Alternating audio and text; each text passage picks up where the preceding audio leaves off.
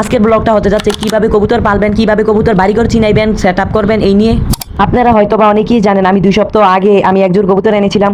আনার 2 সপ্তাহ পরে কবুতরটি ডিম পেড়েছে। তারপরে আমি বিবেচনা করে আমি আমার কবুতরের ডিমটি ফালাই দেই। তো কি কারণে ফালাই দেই দেখতে থাকুন।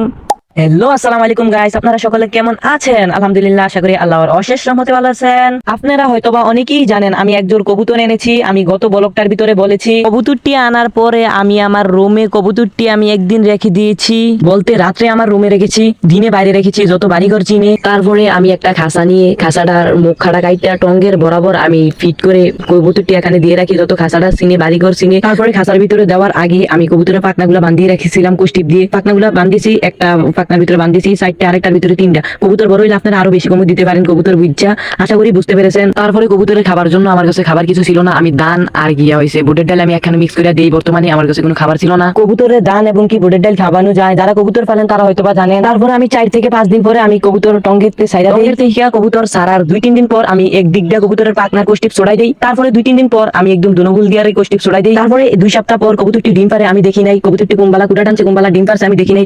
পরে দেখি আমি কি ডিম পারে রাখছি 2 সপ্তাহ পরে দেখি কবুতরটা ঠিকঠাক মতো দেয় না। পরে আমি সিদ্ধান্ত নেই আমি ডিমগুলা ফালাই দেবো। তারপরে যেই কথা সেই কাজ, আমি ডিমগুলা ফালাই দিলাম। ডিমগুলা ফালানোর পরে আমার চাস্তো ভাই বলে ডিমগুলা তো খাওয়া যাইতো, তুমি ডিমগুলা ফালাইছো কিটা? তারপরে চাস্তো ভাই যাই আলিগাতে যায় ডিমগুলা টয়া আনে। তারপরে আমার মামা আসছিল আমাদের বাড়িতে বেড়াইতে। আমার মামাই অনেক রিকোয়েস্ট করতেছিল যে ডিমটি দিয়া রাখ, দেখ কি হয়। আমার চাস্তো ভাইও রিকোয়েস্ট করতেছিল, আমার নিজের ভাইও রিকোয়েস্ট করতেছিল, কয় দিয়া রাখ। মানে হেরার রিকোয়েস্টের কাছে আমার 2-3 বছর কবুতর পালার অভিজ্ঞতা ফেল। হেরা যখন এত করে রিকোয়েস্ট করতেছিল, তারপরে আমি ভাবলাম আমি দিয়ে রাখি, দেই কি হয়। তারপরে আমার চাস্তো ভাই টঙ্গে দিয়ে আসছে কবুতরটি, এখন আলহামদুলিল্লাহ দেয়, দুনোডে দেয়। এখন হুটলে বিশ্বাস আর কি, একতলাতে 2 তলা নিচে ক্ষেতের ভিতরে ফালাইছি। এখন যদি হুটে আপনাদেরকে আপডেট খবর জানাবো। আর ওইসে ভিডিওর স্কিপ গুলা কাটতে গেছে, আমি যে ফালাইছি ডিমগুলা এগুলার স্কিপ আমি নিছিলাম, কিন্তু ভিডিও বানাইতে যে অনেকদিন রাখনে নষ্ট হয়ে গেছে। তো আশা করি বুঝতে পেরেছে। তো আজকের ব্লগটা এই পর্যন্ত।